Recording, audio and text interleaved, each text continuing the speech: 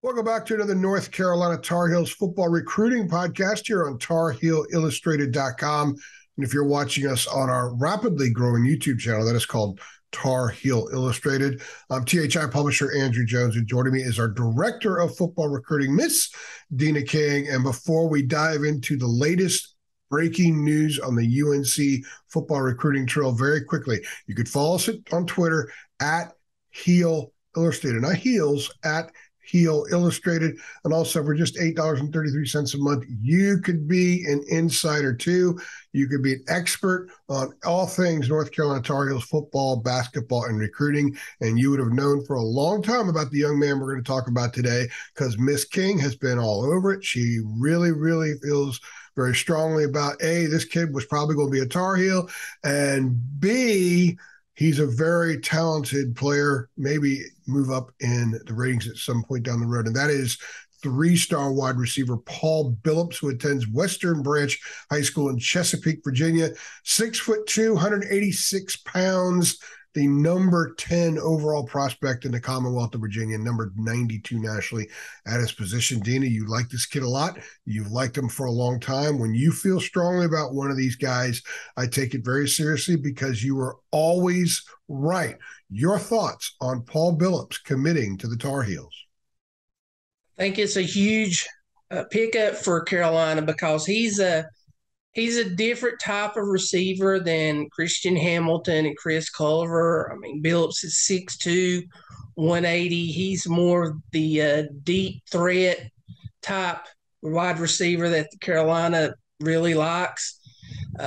He's a Virginia kid. I'm going to list a lot of reasons. He's another Virginia kid that Coach Brown has made a priority to really just go after kids from the Commonwealth, and he's got another one.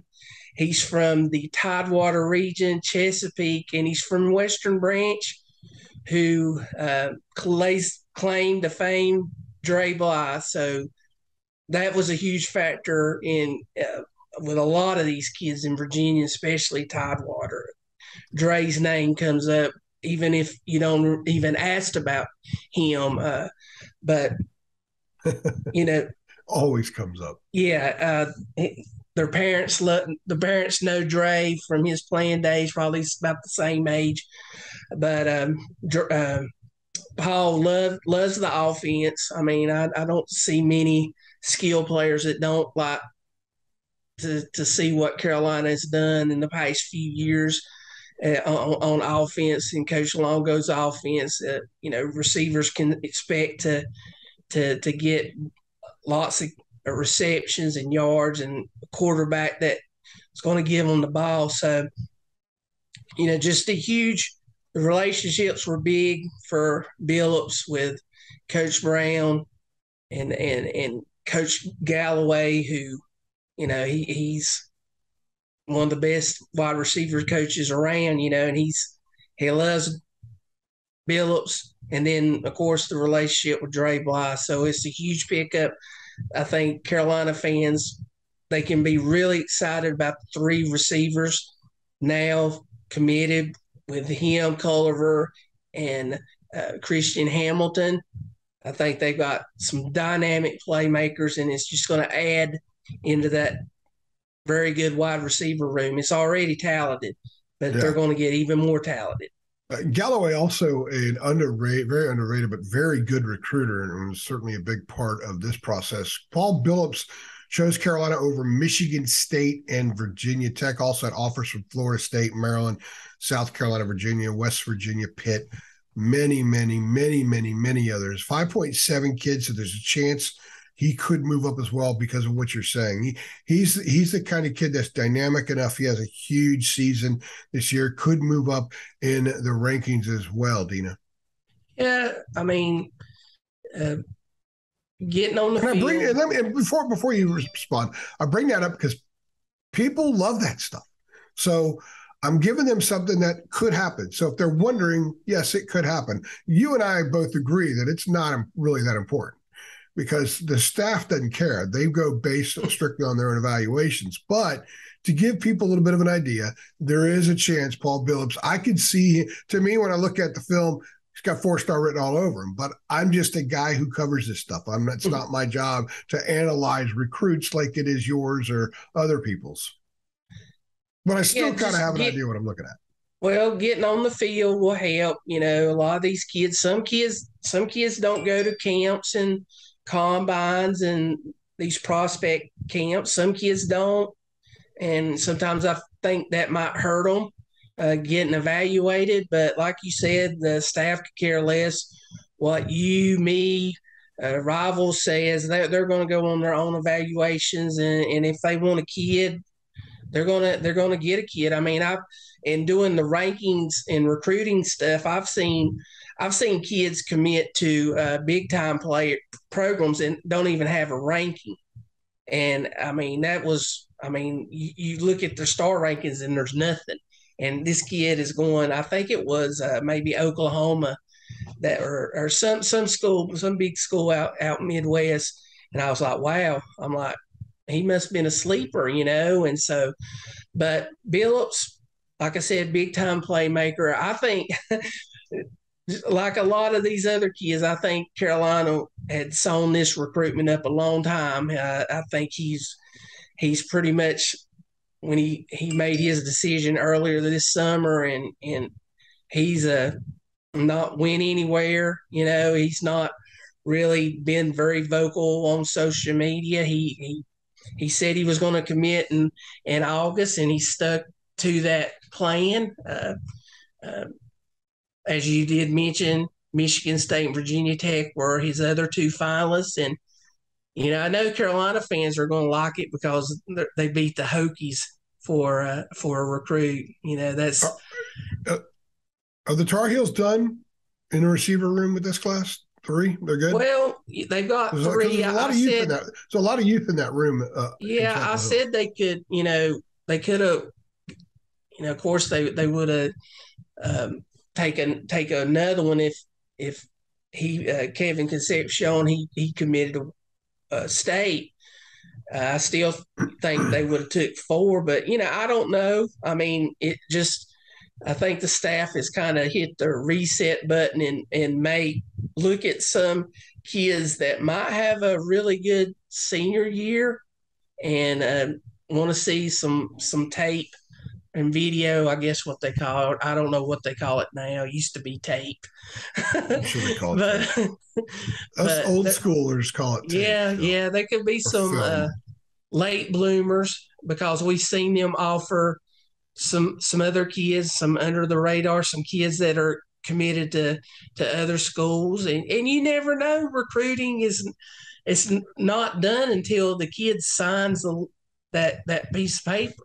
Yeah. I'm saying, if Carolina, I mean, right now there's a lot of kind of excitement and unknown, quarterbacks, we'll see what happens there. If Carolina can put together a big time passing game and Andre Green has a huge year, who knows? Who knows? That's the other thing here. The shine went off of the program last year, especially the way that it ended. They can get the shine back on in a really good season. And if, some big time for suddenly in October is like, hey, or we don't know what happens with other programs, with coaches that move on, coaches that get fired. Firings happen in the middle of the season now. So the one thing that helps is it gives the kids time to maybe find a new school before the early signing period in December. So we do think that Carolina's going to find a few kids in the fall if the team does well, and because of other circumstances that happen out there, and they have a chance at adding some real quality kids, the kids with a 4 next to their name, right? That's what fans want to see. So that might be if they add to the room. I think right now at 3, they're in pretty good shape, especially given the fact they've got the room, which has been thin with the number of scholarship players the last year, can suddenly not be not so thin at all. They're going to lose Antoine Green, could lose Justin Olson. It's possible Downs goes pro, but you've got 3 second-year kids, 2 first-year kids in there, and there's always the portal as well. Yeah, Coach Galloway wants a large room, wide receivers. That was his goal when he first got here. He wanted 10. But they've never done it. And, I mean, situations with transfers and injuries, it kind of dwindled that room and everything. But that's why I said, I think Carolina don't go unless it's a certain position. They're not. They're going to like we're not going to go over three or four receivers. They may look at that room and say, okay, yeah, we do now. And kind of like the running back room, a lot of people are like they didn't really recruit the running back position this year because they signed two 4-star running backs last year, and they had Caleb Hood in the year before, and they had Kamara Edmonds. I guess Edmonds transferred out to ECU, but that room before Brooks got hurt, they had 6 guys, and they felt comfortable. Really didn't need to bring in a running back. Now, 2024, I assume they go after a really highly ranked, touted running back, but at the time they didn't see a need to. So, recruiting is a fun game for all of us to that try to guess what's in Coach Brown and Coach Longo and Coach Chisett's mind, and Patrick Sudis. All them the brainchild of Carolina football in there trying to decide what's best. And I think they're going to give themselves some leeway if they want to go after some portal kids. But mainly this staff has really shown that they want to go the high school route instead of the portal. It's just portal. I think it's just a temporary. They like to mold these young men, these freshmen coming in to being good football players. But back to Billups, I think it's a huge pickup. Getting a kid from Tidewater, Virginia kid, and explosive playmaker is just going to make that wide receiver room bigger and better.